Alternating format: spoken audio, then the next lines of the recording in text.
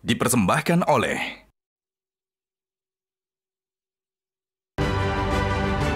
Selamat malam para pemirsa, ketemu lagi di Hot Room dengan saya, Hotman Paris.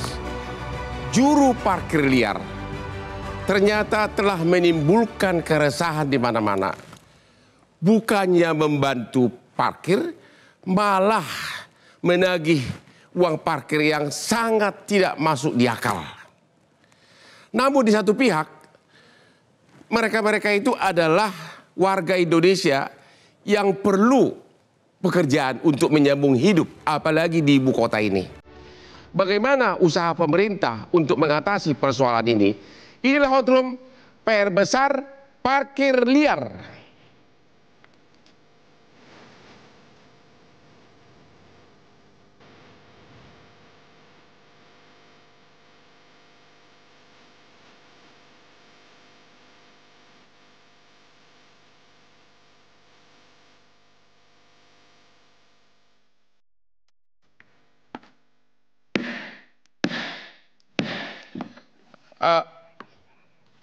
Sebelum kita mulai, ini hari yang sangat menggembirakan bagi Hotman. Karena ternyata persamaan Sintayong bukan hanya secara internasional dia pelatih bola dunia, sama dengan Hotman yang adalah pengacara internasional.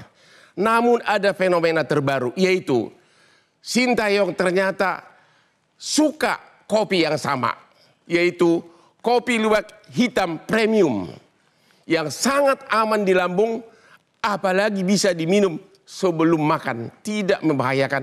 Kopi kesayangan Hotman Paris dan Sintayong, pelatih bola kita yang sukses belakangan ini. Inilah dia, kopi luwak hitam premium.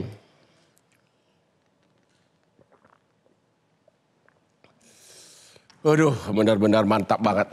Pantas gua makin sukses. Ya, oke. Bapak Dishub Perhubungan ya DKI ini sudah dibentuk tim gabungan dari Kejaksaan, TNI, bahkan TNI Polri. Bagaimana hasilnya? Apakah memang mungkin nggak ditertibkan?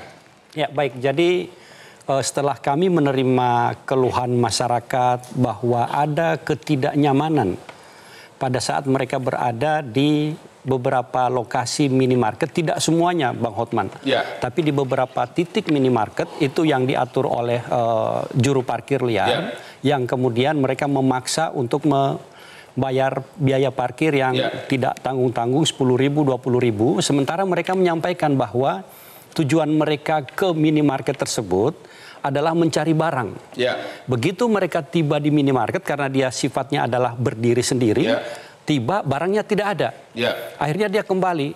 Begitu dia mau balik, kok tidak beli barang tetapi harus bayar parkir. Ini yang kemudian menimbulkan permasalahan. Kami langsung melakukan koordinasi intens, baik itu dengan timnya Pak Susatyo, kemudian dari kepolisian, dari Polda Metro, dari wilayah, kemudian juga dengan Satpol PP, dan juga kami mengundang para provider dari minimarket ini.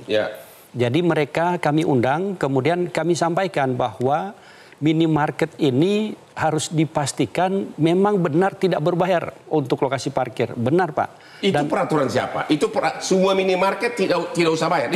Tidak semua minimarket. Untuk minimarket yang berdiri sendiri itu tidak berbayar parkirnya. Karena dia sifatnya adalah fasilitas yang disediakan oleh minimarket untuk pelanggan. Dari mana orang tahu bahwa itu berdiri sendiri? Itu pada saat minimarket tidak berada dalam satu kesatuan kawasan perniagaan. Oh begitu. Contohnya misalnya ruko. Kayak di Kelapa Gading ada di Kelapa Gading kena ya? Itu kena karena memang di sana ada ruas jalan yang dikhususkan untuk berbayar. Nah oleh sebab itu kami langsung koordinasikan semuanya.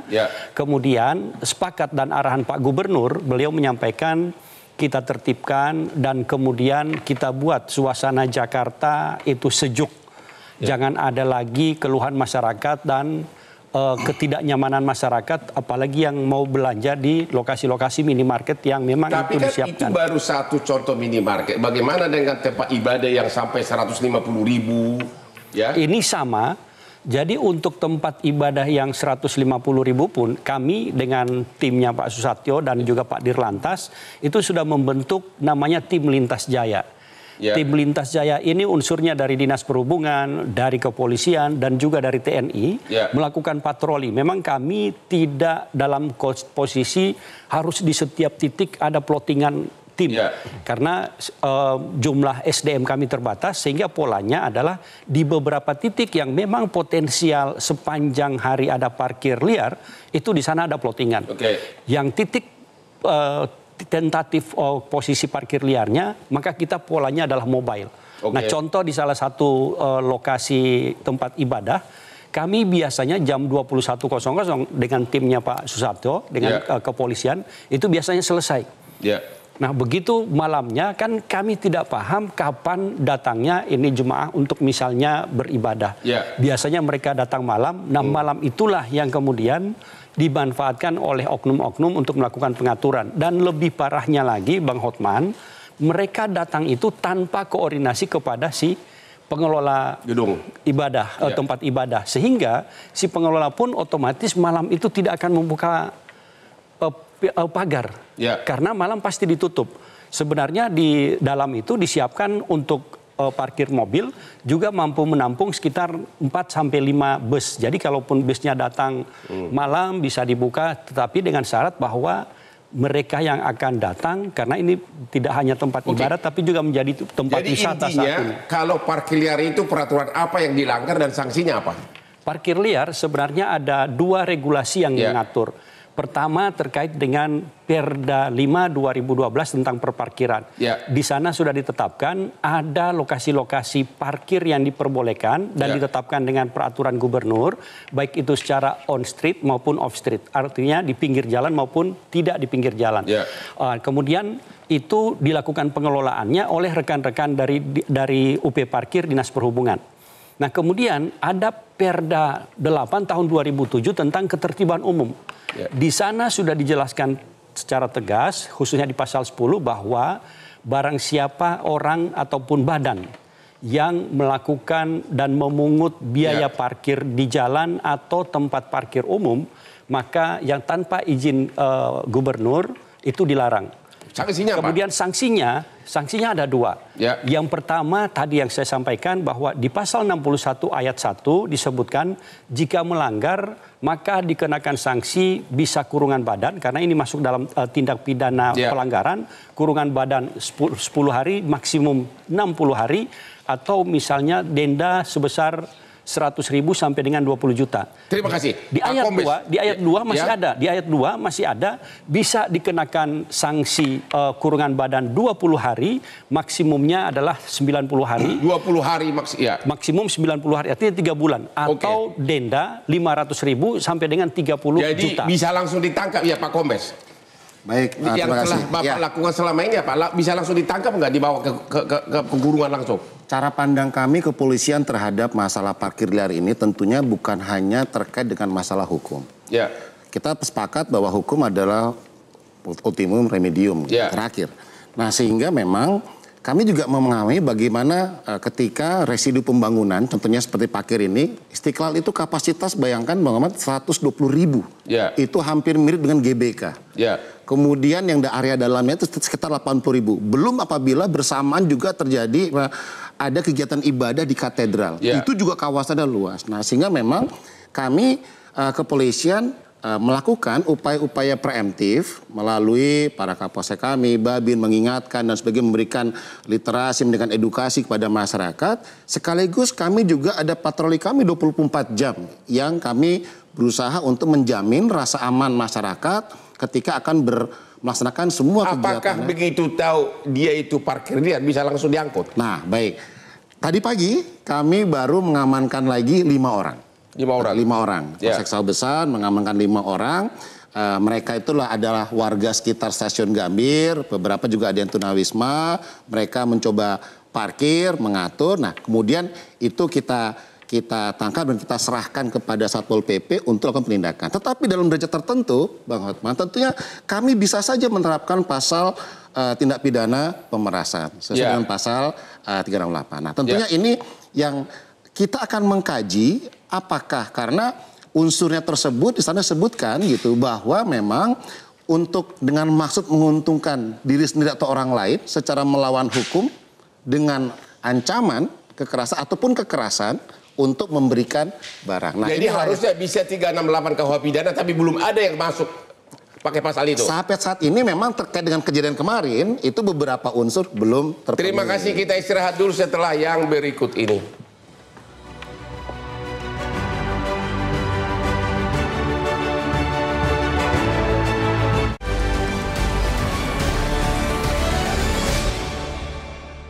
Dipersembahkan oleh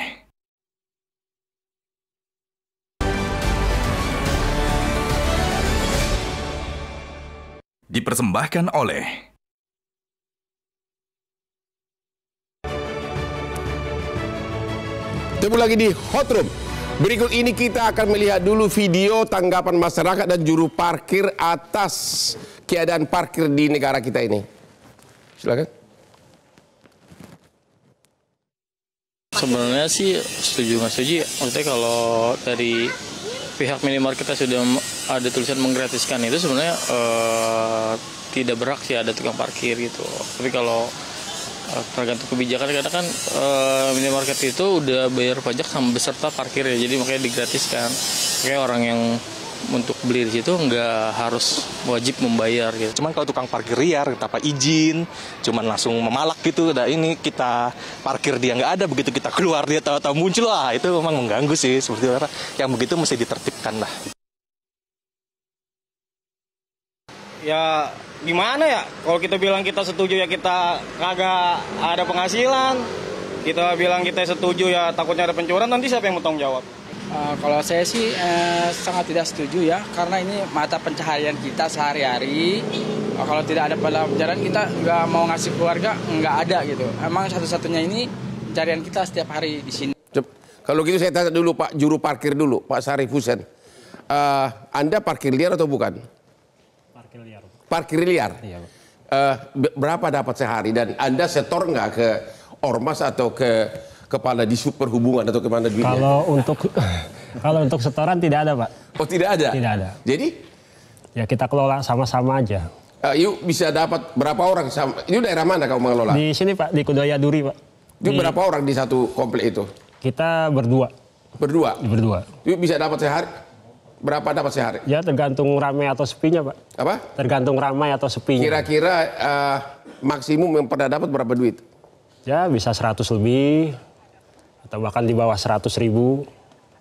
Terus ada peributan antar preman enggak lahan parkirnya? Oh, alhamdulillah tempat saya tidak. Hah? Tidak. Atau kau yang ada golok besar di sampingmu? Enggak, Pak. Yakin lo nggak ada? Nggak ada. Hah? Kalau saya atau misalnya cewek datang, Anda datang ke kaca minta uang parkir, dia rambutmu aja orang udah takut. Gimana itu? Ya kita kan di situ Pak tidak memaksa juga Pak. Kalau bagi yang memberi kita terima, bagi yang enggak ya silakan aja, nggak ada. Pernah nggak nagih di atas 5.000? Nggak pernah Pak. Ya? Sama sekali nggak pernah. Nggak pernah? Nggak pernah. Terus di belakang kalian bukannya ada ormas? Nggak ada Pak, sama sekali nggak ada. Oh iya. Kalau di tempat lain ada nggak ormas yang Anda tahu? Nah, kalau itu saya kurang tahu Pak. Halo, sudah ditakut-takut nih gara-gara ada Pak Kombes nih. Kalau masalah tempat lainnya ya, karena emang saya nggak mengetahui, jadi saya kurang tahu. Ada tahu nggak juru parkir lain memang ada setorannya ke ormas? Ya sempat. Geng-geng di situ. Kalau di daerah saya tidak ada sama sekali Pak. Yang Anda tahu ada nggak? Ya, kalau tempat luar mungkin saya pernah lihat waktu singgah atau apa, kan saya termasuk driver ojol juga. Ya. Sambil parkir sambil ojol juga. Ya, terus yang Anda lihat apa? Ya pernah ada yang pakai ada bawa-bawa pakai kaos ormas gitu. Ya. Yang Anda tahu pembagiannya gimana? Berapa persen untuk ormas, berapa untuk juru parkirnya? Kalau itu saya nggak nanya Pak. Oh, ya? Kurang etis Pak, sama-sama juru parkir Pak. Ada etika. Tidak etis ya? Iya, nggak enak lah Pak. Sudah berapa tahun Anda jadi juru parkir? 2012 Pak. Wah, selamanya juru parkir terus? Ya saya ada job sampingan juga, kadang kalau ada yang minta tolong apa, saya bantu untuk ngurus apa. Nanti kalau tiba-tiba Pak Sarif Husein diangkut sama Kombes Susatyo gimana? Yuk gimana? Anak istri makan dari mana? Ya itu dia Pak, makanya jadi masalah tuh Pak. Oh jadi masalah ya? Ya soalnya kan ya namanya kita nyari nafkah Pak di situ Pak, nyari makan. Begitu ya? Iya. Oh nanti sesudah selesai acara ini ambil foto dengan Pak Kombes, setiap Anda mau ditangkap tunjukkan ya. Pasang di. Jadi begini Bang Hotman. Terkait penertiban parkir, juru parkir liar, Pak Gubernur itu sudah berpesan bahwa tindakannya harus humanis, kemudian penyelesaiannya tidak hanya di hilir tapi dari hulu. Nah, oleh sebab itu yang kami lakukan adalah melakukan koordinasi, kami cek ke Dinas Tenaga Kerja, ada tidak biaya untuk pendidikan dan pelatihan, sehingga para juru parkir setelah kami lakukan pembinaan selama sebulan ini, pembinaan, diedukasi, diberikan pemahaman, kemudian kami data. Kami data, kemudian datanya dikumpulkan, kami koordinasi dengan Dinas Tenaga Kerja, di sana dipetakan, diprofiling, seperti Pak Syarif Hussein, kira-kira dari sisi passionnya kemana. Ini disalurkan sesuai dengan bakatnya nanti untuk didiklat. Didiklatkan sehingga Pak Syarif Hussein ini menjadi tenaga terampil yang siap disalurkan. Artinya tidak juru parkir lagi? Bisa jadi tidak juru parkir, karena tadi misalnya saya tadinya ojol Pak, ini dipertajam bagaimana agar prinsip kegiatannya. Kalau gitu Pak Hasan Basri, apa tadi yang disebutkan oleh Kasubdit Perhubungan ini realistis nggak? Bisa nggak diatasi parkirnya? Enggak juga sih menurut saya. Nggak realistis? Iya, karena apa? Ini kan menyangkut kehidupan masyarakat. Ada dananya nggak untuk itu? Ada dana pelatihan dan berapa orang? Kalau pelatihan ada dana, di Dinas Tenaga Kerja ada dana. Tetapi semua juru parkir ini kan tidak, ada yang sudah tua, Bang. Tadi pagi, gara-gara rame ini, ada seorang ibu datang ke rumah saya. Dan mengatakan, Pak, anak saya masih sekolah, umurnya udah 52 tahun. Dia jadi juru parkir, menggantikan almarhum suaminya. Jadi kalau ini ditertibkan, anaknya terputus sekolahnya. Jadi maksud saya, kan tidak semuanya juru parkir ini bermasalah. Ibu pun itu mengatakan kepada saya, dibayar alhamdulillah, tidak dibayar juga alhamdulillah. Tapi kan intinya, namanya parkir liar, selama memang liar akan jadi masalah. Apakah menurut Anda sebaiknya benar-benar ditegaskan, diterapkan sanksi pidananya? Saya kasih contoh ya. Ada mantan Kapolda yang sangat berhasil di Bali, yaitu Kolose yang mantan Kapolda sebelumnya. Dia benar-benar berhasil menertibkan parkir dan preman di Bali. Tapi memang benar tangan keras. Apa itu perlu diterapkan? Kalau cuma himbauan pendidikan, mana bisa Pak? Orang kan memang cangkup masalah perut. Betul Pak. Apa, Pak? Tetapi masalahnya juga, kalau nggak ada yang mengatur parkir, masalah juga. Contoh, di tempat Indomaret atau Alfamart, ketika motor yang duluan masuk ke dalam, itu nggak bisa keluar lagi karena yang datang belakangan ini udah nutup. Jadi juru parkir harus ada? Iya harus ada, tapi ditertibkan. Dan juru parkir nggak mungkin mau gratis gitu? Sejauh itu masih melanggar aturan, ya kita tertibkan. Tetapi kalau sejauh dia tidak melanggar aturan, saya beri contoh satu ibu-ibu tadi. Jadi banyak orang seperti gitu. Kalau pusat perbelanjaan atau Alfa, Indomaret itu berada di lokasi pusat perbelanjaan, tapi ini kan lokasi tersendiri. Jadi menurut Bapak, walaupun itu parkir liar, sepanjang tarifnya parkirnya masih wajar, nggak apa-apa? Kalau menurut saya nggak apa-apa, sejauh dia tidak menekan. Kalau mesti bayar alhamdulillah, tidak bayar alhamdulillah itu tidak apa-apa. Ya nggak mungkin lihat tampang begini, mana ada yang berani nggak bayar. Ya kan tidak semua tampang begitu, ada yang tadi saya sampaikan, memang dalam derajat tertentu, seperti sampaikan tadi pada Bang Syarif, saya hanya sendiri Pak, atau mama sendiri tadi menggantikan suaminya gitu. Dalam derajat tertentu yang memang menjadi sebuah organized crime. Apakah diatur pundi-pundi ekonomi sebuah ormas, kelompok dan sebagainya, tentunya itu menjadi masalah yang serius, harus kita lakukan penegakan hukum. Nah sehingga Pak Kapolri melalui presisinya, transparansi berkeadilan itu adalah menghitung betul bahwa memang ada peran-peran juga. Edukasi ini bukan cuma bagi Pak Syarif aja nih Pak. Di Istiqlal itu sepanjang jalur itu semua ada rambu. Mereka inginnya, masyarakat itu inginnya bisa parkir sedekat-dekatnya. Mungkin kalau bisa masuk depan masjidnya itu, Pak. Nah, itulah menyebabkan ada peluang di sana sehingga warga melihat, oh ya berarti saya harus jadi tukang parkirnya. Kemudian dimanfaatkanlah peluang itu, akhirnya sebuah niat untuk mengatur. Namun sayangnya ketika mereka sudah menerapkan tarif yang sangat tinggi dan tidak wajar dan itu meresahkan. Nah, sehingga memang terjadi bagi saya sebuah kontestasi kewenangan nih, Pak.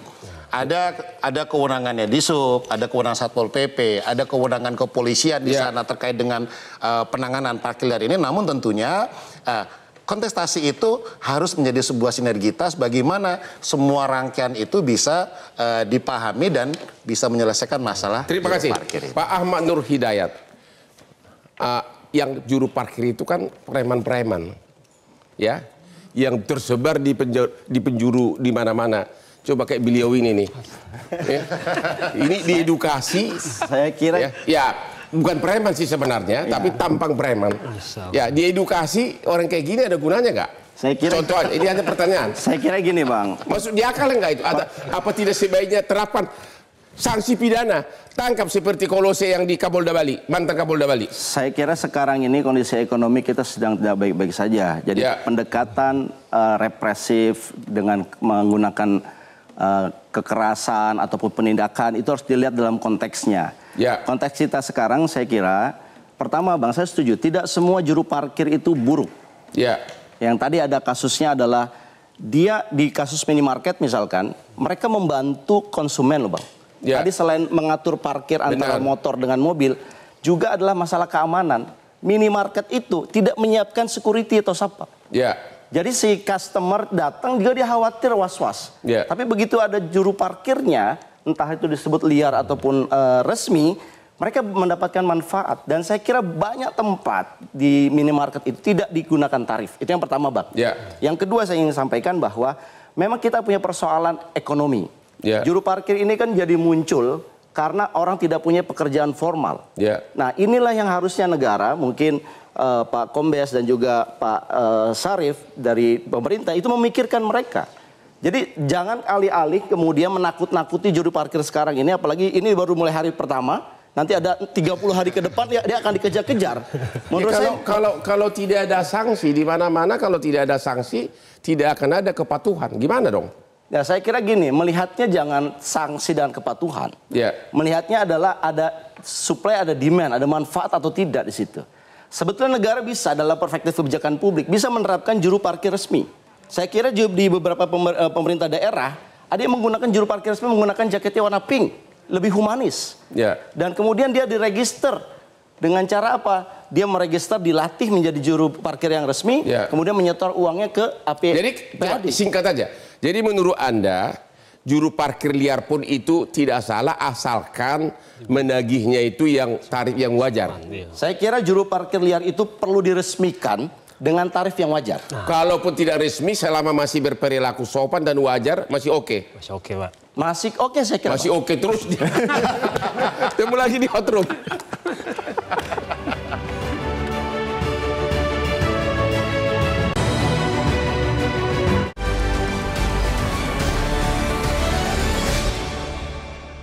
Dipersembahkan oleh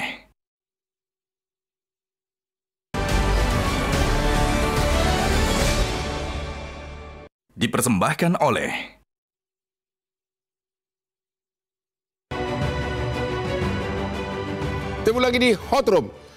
Para pemirsa, Sintayong, pelatih timnas bola Indonesia, begitu banyak kopi di Indonesia, tapi kok dia memilih kopi kesayangan Hotman Paris, kopi luwak hitam premium terenak di Indonesia. Mantap. Bapak Kadis ya. Kayaknya solusi Bapak tadi terlalu idealis.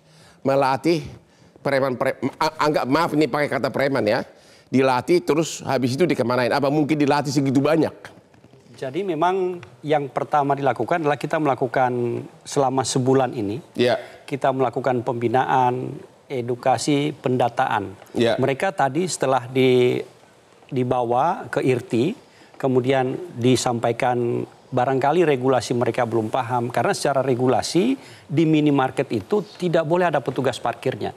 Karena itu sudah di statement diberikan. Kalau parkir lainnya yang lain gimana? Kalau yang lainnya karena misalnya itu memang parkir liar, itu otomatis kita tertibkan bersama-sama dengan tim lintas jaya. Nah untuk case-nya yang di minimarket, Maka yang kami upayakan adalah didata, seperti Pak Sarif ini didata, kemudian kita coba profiling yang bersangkutan. Di Dinas Tenaga Kerja itu begitu banyak kelompok-kelompok untuk pendidikan dan pelatihan. Sudah berapa orang yang sudah dididik oleh Pemda? Kami baru akan mulai. Baru akan mulai karena baru hari ini kita melakukan pembinaan. Setelah sekian lama soal parkir ini begitu ribut, baru hari ini bertindak. Pembinaan yang kami lakukan itu sebelumnya adalah datang ke minimarket, kita monitor, kemudian di sana begitu petugas datang, ini hilang Pak Sarif, ini langsung hilang kan Pak ya? Begitu petugasnya datang, hilang. Kadang Pak Sarif tiba-tiba pakai jaket ojol, sehingga kami melihat oh ini bukan petugas parkir tapi memang mereka dibina masuk asrama, masuk hotel bintang 5 atau di mana? Itu berapa lama? Yang kami serahkan biasanya diklatnya diklat pendek. Bisa 3 hari bisa. Ya, silakan. Ya, jadi ini anggota DPRD kita, Bapak juga tanggung jawab ini. Iya, Dinas Tenaga Kerja itu punya anggaran. Ya. Ada pelatihan security satpam, ada pelatihan servis AC, pelatihan motor, pelatihan pelatihan SIM A, SIM B. Jadi ada pelatihan banyak pelatihan. Jadi kalau kesana tidak berkaitan dengan pembinaan, mereka bisa dilatih untuk mengambil SIM A atau SIM B. Tapi, coba kita lihat dulu, begitu banyak juru parkir liar. Apa mungkin Pemda melatih mereka? Dananya dari mana? Sudah dianggarkan memang. Tapi memang untuk tahun 2024 ini hanya 800 orang. 800 orang? Iya, yang untuk. Jadi sampai hari ini belum ada juru parkir yang dimasukkan ke penjara? Begini. Kalau terkait dengan kasus kasuistis ya, saya justru tertarik apakah juru parkir ini pekerjaan atau profesi. Ini harus clear nih. Kalau dia juru parkir memang dia mengatur, tentunya sebagai profesi dia pasti harus ada pelatihan. Tapi kalau dia hanya sebagai pekerjaan yang dia sehari-hari, daripada dia tidak bekerja kemudian dia mengatur parkir, tentunya masalah. Nah, kemarin ini yang 2 orang ini ternyata dia juru parkir ngambil laptop di mobil. Sekarang dia masuknya dengan pasal pencurian dengan pemberatan. Nah, yang satu lagi kena lagi masalah narkoba. Di tes urin ternyata narkoba. Artinya memang kasus ini tidak bisa kami juga mengeneralisasi bahwa semua juru parkir itu adalah preman. Karena premanisme itu sendiri dalam tatarannya menurut kami adalah orang yang menikmati hasil jeripaya orang lain tanpa bekerja. Benar. Tapi juru parkir ini bekerja nih Pak nih. Artinya sampai hari ini belum ada juru parkir liar yang dipidana? Yang dipidana karena kasus pemerasan di Jakarta Pusat, belum ada. Iya, maksudnya karena kasus parkir liar? Oh, belum. Belum ada? Oke. Pak Sarif Hussein, kalau Anda sudah dibina, mau nggak dibina? Anda juru parkir berapa tahun? Sudah hampir 10 tahun lebih ya? 12 tahun. 12 tahun. Lu mau dibina atau enggak? Lu bilang nggak mungkin gua dibina gitu tadi. Nggak bisa mikir. Coba, lu mau dibina nggak dimasukkan ke diklat seminggu? Habis itu lu mau kemana? Nggak tahu Pak. Nah ini Pak, pembinaan yang dilakukan berkali-kali itu hanya buang-buang dana. Kenapa? Karena tidak terintegrasi. Dilatih, tapi lapangan pekerjaannya tidak disiapkan. Artinya pulang ya lapar lagi gitu. Sama seperti melatih dinas sosial di DKI, melatih pengemis jalan, dilatih, dibawa, dikasih pekerjaan. Tapi kemudian setelah pelatihan dia datang lagi ngemis lagi. Karena mereka bingung pekerjaannya apa nih. Jadi ini bukan hanya salahnya Pemda dong, ini sudah menyangkut nasional. Makanya dalam memilih jenis kebijakan yang dilakukan oleh Dishub, sebaiknya menurut saya ini diformalkan saja juru parkir ini Pak. Karena begini, kalau kita lihat sejarahnya, Pak Sarif Hasan mungkin bisa cerita. Tadi saya berbicara sama beliau ini juga mantan Banpol Pak, Bang. Bantuan polisi yang dulu ditugaskan untuk mengawasi tawuran warga di jalan. Tapi kemudian bantuan polisi itu hilang. Kemudian Bapak ini bingung, dan saya kira banyak orang yang bingung harus bagaimana. Karena dia hidupnya di jalan, ada mobil yang parkir, ya dia melakukan tugasnya, menolong orang. Artinya tidak mungkin pembinaan 3-4 hari seminggu merubah profesi dia tiba-tiba menjadi. Tidak mungkin sama sekali, dan itu hanya buang-buang APBN, apalagi hanya 800 orang yang dilatih. Tuh Bapak Kadis katanya, Bapak hanya buang-buang APBN aja loh Pak. Jadi sebenarnya bukan buang-buang anggaran, karena memang kita itu menetapkan target dalam pendidikan pelatihan itu sesuai kebutuhan dunia usaha. Jadi sudah ada istilahnya link and match di dalam. Begitu kebutuhan dunia usahanya berapa, ini yang disiapkan. Sehingga yang tadi saya sampaikan, contohnya Pak Sarif, di profiling yang bersangkutan, diundang, kemudian dilihat, oh ini ada dunia usaha yang butuh tenaga kerja apa sesuai dengan profilingnya Pak Syarif, didiklatkan, kemudian disalurkan ke sana. Sehingga yang bersangkutan sudah otomatis begitu selesai diklat, ada sertifikatnya, disertified, itu datang. Yang sudah berhasil, ada datanya nggak? Berapa orang? Itu sudah cukup banyak yang berhasil. Bahkan mekanik di perkapalan pun kami salurkan itu ada. Jadi macam-macam. Jadi tidak lagi pola dulu.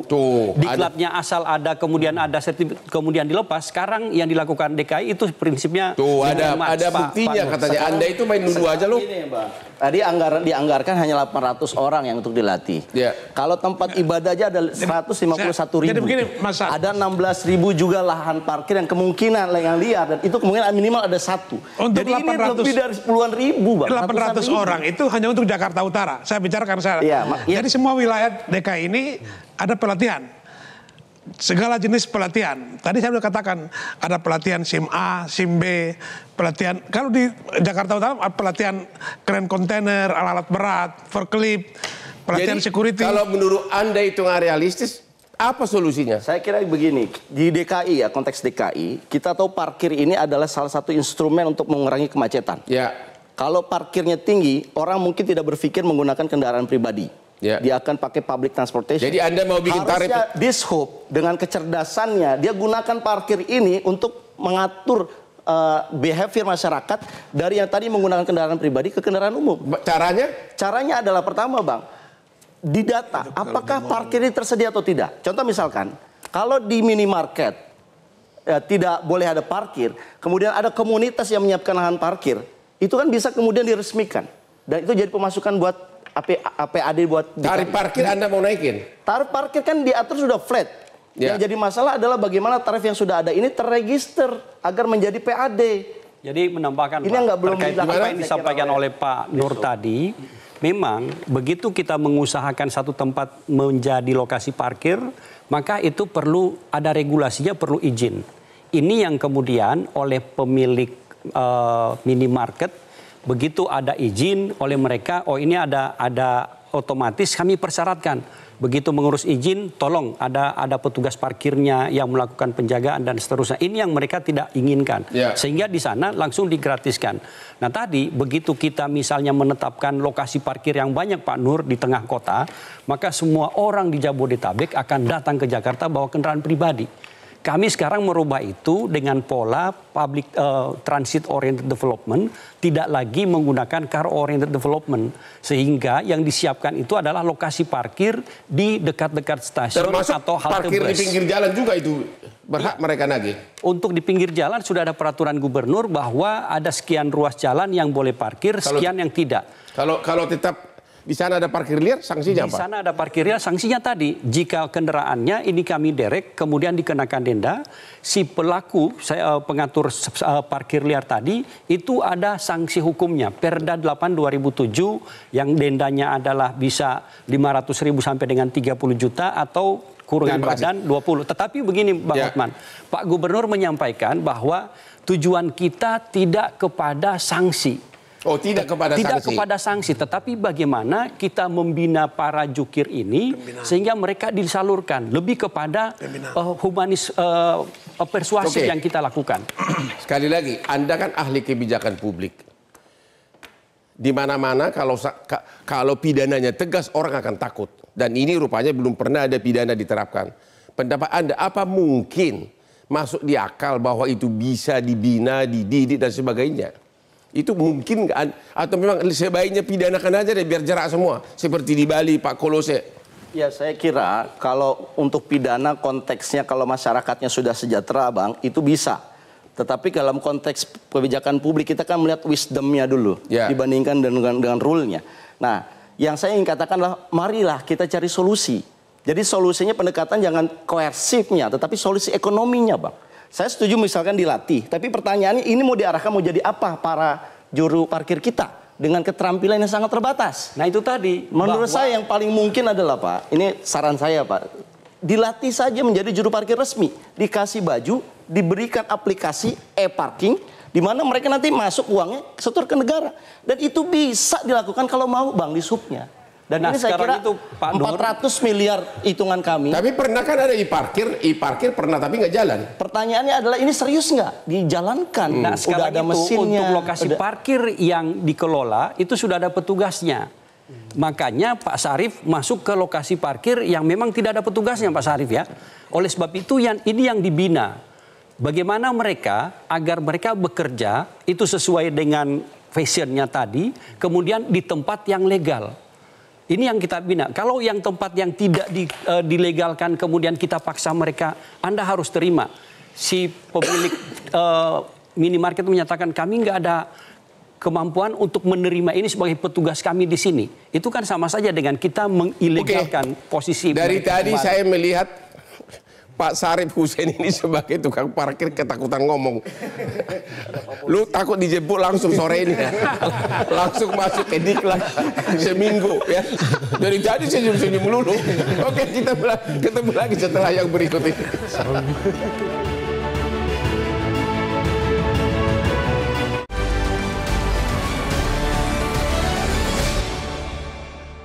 Dipersembahkan oleh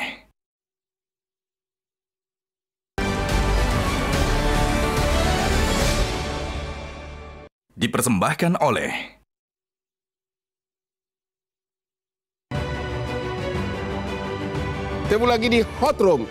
Di Indonesia ini sudah berlaku Pameo, no viral, no justice. Di Instagram saya, seminggu ini aja, sudah banyak yang akhirnya dilepaskan oleh kepolisian setelah viral di IG Hotman Paris Official, yaitu yang begal. Ada lagi seorang ibu rumah tangga yang dikepret-kepret sama cowok, dia siram pakai disiram pakai air keras, ditangkap, akhirnya dianggap membela diri, juga dibebaskan. Jadi memang perlu viral. Dan akhir-akhir ini setelah viral, kemudian tiba-tiba Dishub Pemda DKI turun rame-rame dengan Bapak Kapolres Jakarta Pusat. Di segmen terakhir ini minta kepada para semua narasumber, apa win-win solution yang berguna untuk juru parkir maupun masyarakat dalam waktu dekat? Silakan Pak, dari Pak Kombes. Baik, sesuai dengan arahan Bapak Kapolda Metro Jaya, tentunya kami secara humanis tentunya melakukan penegakan hukum sesuai dengan kadar intensitas dari perilakunya. Ya. Tentunya kita sepakat bahwa yang kita hukum itu adalah perbuatan yang bukan orangnya saja. Supaya orang itu menjadi sadar. Karena tujuan hukum hakikinya adalah bagaimana ketika dia diberikan efek jerah kemudian dia sadar. Caranya efek jerah gimana? Efek jerah itu adalah melalui pembinaan. Baik itu secara pidana ataupun mungkin pelanggaran. Itulah yang sekarang sedang dikerjakan oleh tim bersama gabungan ini agar pelanggaran tersebut bisa lakukan tindak pidana ringan. Ya. Nah itu yang sedang berjalan. Namun demikian tentunya Polri melalui 110 silakan masyarakat apabila mau melaporkan ada aksi pemerasan atau mungkin paksaan yang berlebihan karena ancaman itu nyata gitu. Mungkin dia bawa, tadi abang-abang bilang bawa golok, bawa ini segala macam, parkir sini beda sebagainya. Itu tentunya harus kita lakukan. Dan ketika nanti patroli datang, tidak usah khawatir. Jangan sampai seperti tadi pagi kami lakukan penangkapan, kemudian saya bilang, petugas kami, ayo Pak, Bapak buat laporan. Kami nggak mau buat laporan.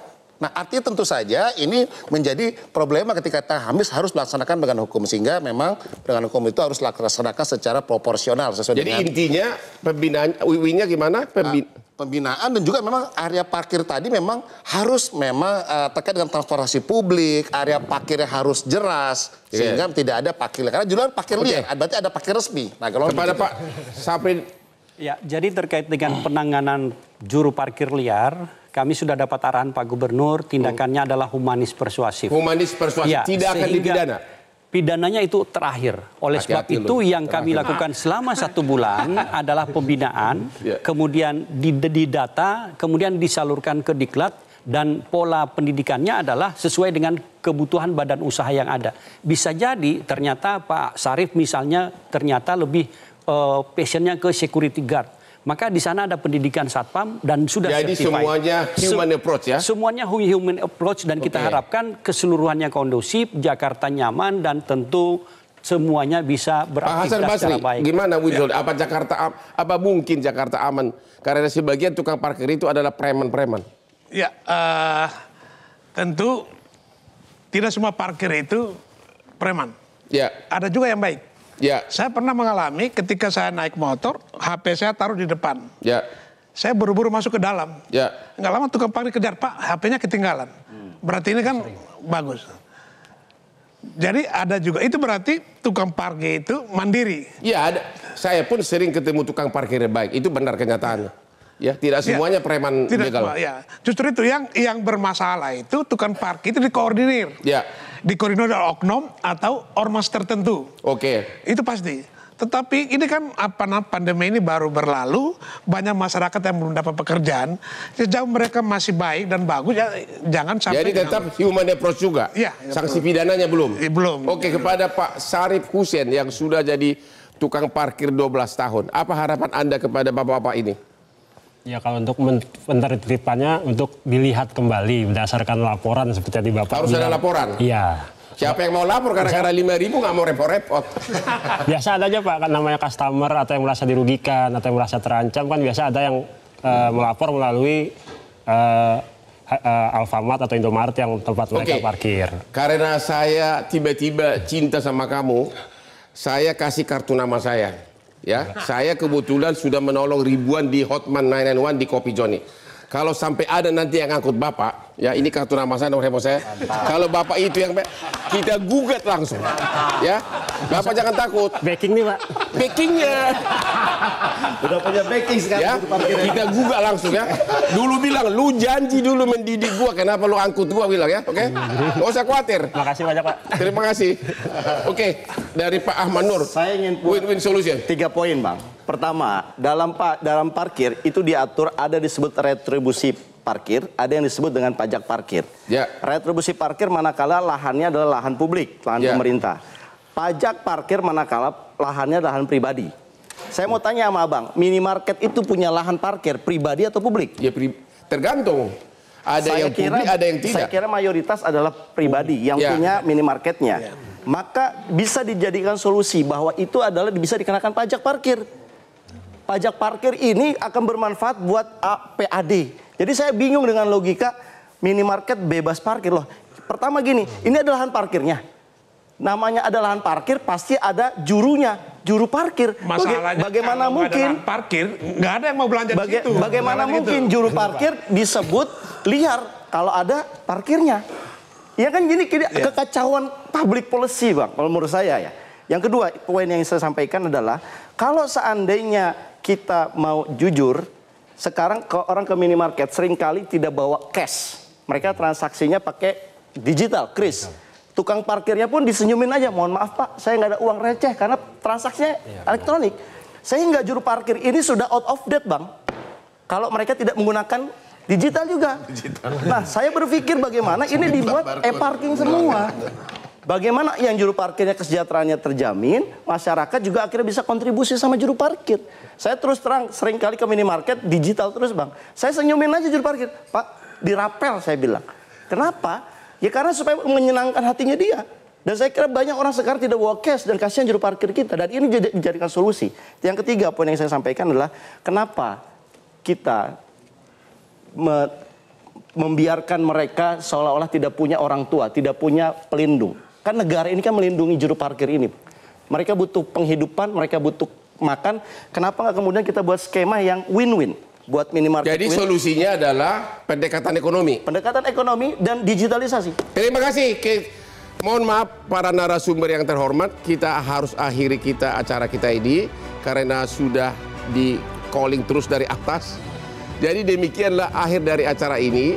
Jadi untuk sementara masih pendekatan humanis. Masyarakat masih harus tetap bersiap-siap menghadapi parkir liar. Dan mudah-mudahan Pemda DKI akan memberikan perhatian yang sangat serius. Dan mudah-mudahan rekan saya ini tukang parkir yang sudah lama tetap bisa menyambung hidup di ibu kota yang lebih kejam dari Ibu Tiri. Demikianlah akhir dari diskusi kita ini. Jangan lupa menonton Metro TV Hot Room setiap hari Rabu jam 9 karena hostnya yang paling hot. Silakan Pak, sini Pak.